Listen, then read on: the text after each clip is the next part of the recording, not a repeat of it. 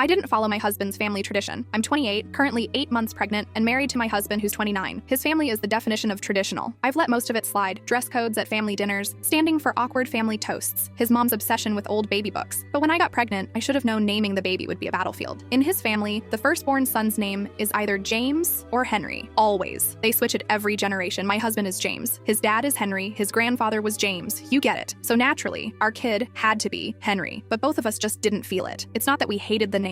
It just didn't feel like his name. We'd spent years trying to get pregnant. We wanted something that was ours, something new. We picked a name together that we loved and decided not to tell anyone until the baby was born. That didn't stop the assumptions. His mom especially took it upon herself to declare the baby's name. She referred to him as Henry in every conversation. She embroidered Henry on onesies, burp cloths, even a damn blanket. We kept smiling and brushing it off. We told her, nicely, that we weren't using that name. She didn't care. She came over last week to help set up the nursery and brought more embroidered clothes with Henry stitched in gold thread. I thanked her, again clarified we weren't using the name, and suggested we could compromise by making it the baby's middle name. That triggered a meltdown. She said we were disrespecting the family line, dishonoring her father, and throwing away hundreds of years of tradition. She went straight to my husband, started guilt-tripping him about being a real man and not letting his wife ruin everything. He tried explaining that we were on the same page, that it wasn't just me vetoing things. She wasn't hearing any of it. She stormed out after I told her, bluntly, that it was our baby, and she needed to stop acting like she was naming him. I probably raised my voice more than I meant to, but at that point I was exhausted and done being polite. That night, my husband's phone lit up with texts from his father and sister. They said I embarrassed their mom, hurt her feelings, disrespected the legacy, and that I had no idea what I was getting into marrying into their family. We ignored it, but then things got even weirder. 3 days later, a package arrived. It was a baby scrapbook, beautifully made, leather bound, with baby Henry engraved on the front. Inside were photos of his grandfather, his father, baby James, aka my husband, and a full family tree chart that ended with Henry 2024 in fancy lettering. They left a blank space for his photo. I didn't even know how they got that made so fast. We didn't respond. Then came the announcement. One of his cousins posted a surprise baby shower flyer in the family group chat. Theme: welcome baby Henry. It was already scheduled. Decorations ordered, cake planned, guest list finalized. The entire event was happening without asking us. My husband was furious. He called his mom, who pretended it was a sweet gesture and that she didn't realize it would be a problem. When he told her we wouldn't be attending unless she corrected the name on everything, she got quiet and hung up. The next day, she texted and said she'd changed the banner, but the rest was already paid for and couldn't be altered. So we didn't go. Instead, we spent that weekend finishing the nursery and getting the baby's name sign hung up over the crib. The real one. The one we chose. But apparently they went through with the party anyway. Photos ended up on social media. A cake with baby Henry written in cursive frosting. Balloons with H on them. Framed photos of the family line like it was some historical exhibit. People clapped, speeches were made, and none of it had anything to do with our actual baby. 2 days later, someone dropped off a gift bag on our porch. It was filled with more embroidered onesies, monogrammed HJ, and a letter from his grandmother welcoming little Henry James into the family. We donated the clothes, tossed the scrapbook, and blocked a few numbers. We've made it clear one last time. Our son will have the name we gave him, not some inherited placeholder passed down like a piece of furniture. We're now a week away from the due date. If anyone shows up at the hospital asking for baby Henry, they're not getting in.